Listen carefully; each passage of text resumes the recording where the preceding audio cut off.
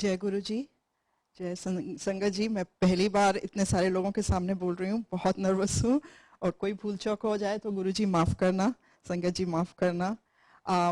मेरी journey actually पता नहीं कब शुरू हुई, किस जन्म में शुरू हुई, पर 2015 में मैं इंडिया अपने बेटे की शादी के लिए शॉपिंग करने गई। तो हर जगह पे, हर दुकान में गुरु जी की इतनी बड़ी बड़ी फोटोज स्वरूप लगे हुए थे। तो मैं सोचती थी पता नहीं सब लोग किसको मानते हैं। तो शॉपिंग करके वापस आ गई। 2016 में फिर गई तो हमारे नेबर ने मेरे को बताया कि हम ऐसे गुरुजी के पास जाते हैं। और उस टाइम पे मेरी सिस्टर इन लॉ जो अफ्रीका में रहती हैं वो भी आई हुई थी। तो हमने दोनों ने डिसाइड किया कि चलो अब हम भी होके आते हैं, क्योंकि सब जिससे बात करो वो गुरुजी की ही बात करते हैं। तो हम भी बड़े मंदिर होके आते हैं। That was the first time हम लोग बड़े मंदिर गए। उसके बाद फिर हम आ गए। बस जब भी इंडिया का चक्कर लगता था यही होता था, एक खिंचाव था कि बड़े मंदिर जाना है जाना है।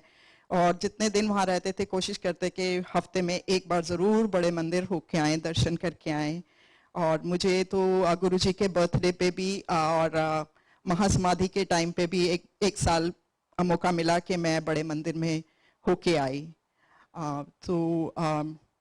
और उसके बाद 2020 में जब मैं वहाँ पे थी तो मैंने घर में ही एक छोटा सा सत्संग किया। तो मैंने सोचा कि आज मैं गोभी आलू और एक दाल बनाऊंगी और जो घर के लोग ही हम लोग बैठ के सत्संग कर लेंगे। तो गुरुजी ने जैसे पता नहीं गुरु क्या मेरे दिमाग में आया, तो कुछ रहता था। मैं मार्केट की तरफ गई तो एक लेडी मेरे पास आई थी। आंटी बहुत बहुत भूख लग रही है मेरी बेटी को भी और आप मेरे को भी, कुछ पैसे दे दो। मैंने कहा नहीं पैसे तो मैं नहीं दूंगी, पर आप मेरे को बताओ आपने क्या खाना है, मैं आपको अभी खाना खिलवा सकती हूँ। तो बोलती हैं कि अच्छा आप मुझे ऐसे करो, इस वाले रेस्टोरेंट से ना गोभी आलू की सब्जी और रोटी खिला दो। मैंने कहा जय गुरु जी, आपने जैसे मेरी बात सुन ली, एकदम आपने मेरे प्रसाद को ब्लेस कर दिया। जो मैं सोच रही थी कि मैं अभी सत्संग करूंगी और उसमें मैं ये बनाऊंगी, और आपने उसको पूरा कर दिया। उसी साल एक्चुअली हम लोग we went through a financial crisis also. तो जो एकदम ऐसे था कि we might go through a bankruptcy. और मेरे बेटे ने एक लोन अप्लाई किया हुआ था, उसने कुछ प्रॉपर्टी खरीदनी थी। और जिस दिन हम लोग सोच रहे थे कि बैंक्रप्सी अप्लाई करें, उस दिन उसका लोन आ गया। और it came to the exact amount जो हमने देना था, लोन का उतारना था। तो गुरुजी के सिवाय और कोई नहीं जानता था इस बारे में कि ये होने वाला। और गुरुजी ने कैसे उसको एक दिन पहले ही सारा अमाउंट, वही उतना ही अमाउंट भेजा। और हम लोगों को बहुत बहुत कृपा करी हमारे ऊपर। शुक्राना गुरुजी, बहुत बहुत शुक्राना। लास्ट वीक की बात है, मैं एक्चुअली रोज सत्संग सुनती हूँ। और मेरे कल ही मैं ऐसे सोच रही थी कि गुरुजी शायद मुझे कभी मौका देंगे सत्संग करने का। और आज सीमा आंटी ने मेरे को आके बोला कि सत्संग करोगे।